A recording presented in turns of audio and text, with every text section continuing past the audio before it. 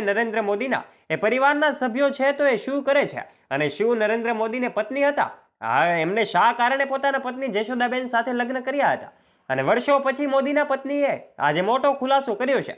દોસ્તો, જો તમને ન ખબર હોય તો આજના વિડીયોમાં અમે તમામ બાબતો વિશે આજના વિડીયોમાં વાત કરવાના છીએ. માટે વિડીયોમાં આગળ વધીએ તે પહેલા વિડીયોને એક લાઇક કરી દેજો અને ચેનલ પર નવા છો તો ચેનલને બેલ આઇકન દબાવીને અવશ્ય સબસ્ક્રાઇબ પણ કરી લેજો.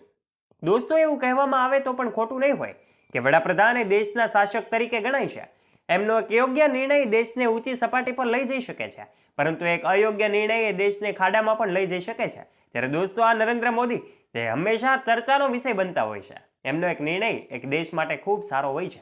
એ પછી મહિલાઓના અધિકાર માટે, આ ઉપરાંત પોતાના દેશના વિકાસ માટે મોદીજીએ અનેક કાર્યો કર્યા છે. ત્યારે આ કાર્યોની નોંધ અનેક ગણી છે.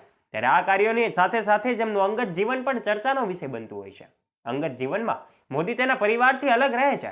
આખરે એમણે શા માટે લગ્ન કર્યા હતા?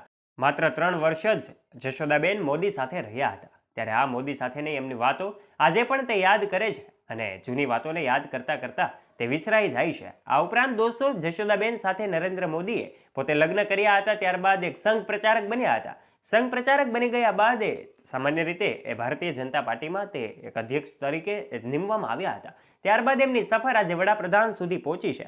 આજે દેશ માટે એ વડાપ્રધાન તરીકેની ભૂમિકા અદા કરી રહ્યા છે. ત્યારે આ નરેન્દ્ર મોદી આજે ખૂબ સારું કાર્ય કરી રહ્યા છે. એમનું ગર્વ એ માત્ર દેશવાસીઓને નહીં, પરંતુ એમના પત્ની જશોદાબેનને પણ છે. દોસ્તો, અમે તમને જણાવી દઈએ કે લગ્ન મોદીના બાળ વયમાં થયા હતા. આ જશોદાબેન મોદી સાથે નરેન્દ્ર મોદીના લગ્ન 16 વર્ષની ઉંમરે થયા હતા. ત્યારે જશોદાબેનની ઉંમર પણ ખૂબ નાની હતી. જશોદાબેન અભ્યાસ કરતા હતા. ત્યારે નરેન્દ્ર મોદી એ પોતે એક પ્રચારક તરીકે કાર્ય કરતા હતા. ત્યારે એક ઇન્ટરવ્યુમાં જશોદાબેનને પૂછવામાં આવ્યું હતું કે આખરે નરેન્દ્ર મોદીએ તેમને કેમ છોડી દીધા? ત્યારે જશોદાબેને એમના જવાબ આપતા કહ્યું હતું કે નરેન્દ્ર મોદી પોતે દેશ માટે સેવા કરવા માંગતા હતા અને સેવા કરવા માટે અલગ અલગ જગ્યાઓએ ફરતા હોય છે. ત્યારે એમની સાથે મને નહીં લઈ જઈ શકે, એટલા માટે કદાચ એણે મારો ત્યાગ કર્યો હોય એવું જશોદાબેન જણાવી રહ્યા હતા. ત્યારે જશોદાબેને એવું પણ કહ્યું હતું કે હું તમારી સાથે દેશ સેવા કરવા માટે તૈયાર છું.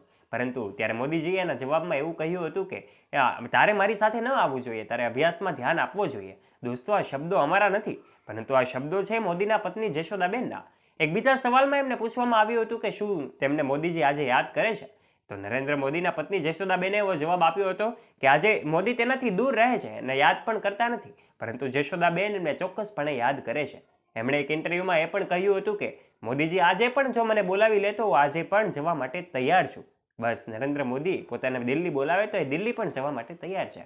ભલે આજે નરેન્દ્ર મોદી એમનાથી અલગ જીવન જીવી રહ્યા હોય, પરંતુ જશોદાબેન મોદીએ પોતે સાથે એ જે વિતાવેલી ક્ષણો છે, એ ક્ષણોને યાદ કરતા કરતા તે ઘણી બધી વખત ઇમોશનલ થઈ જતા હોય છે. ત્યારે આ જશોદાબેન મોદી સાથે જોડાયેલી અનેક વાતો સોશિયલ મીડિયા પર વાયરલ થતી હોય છે.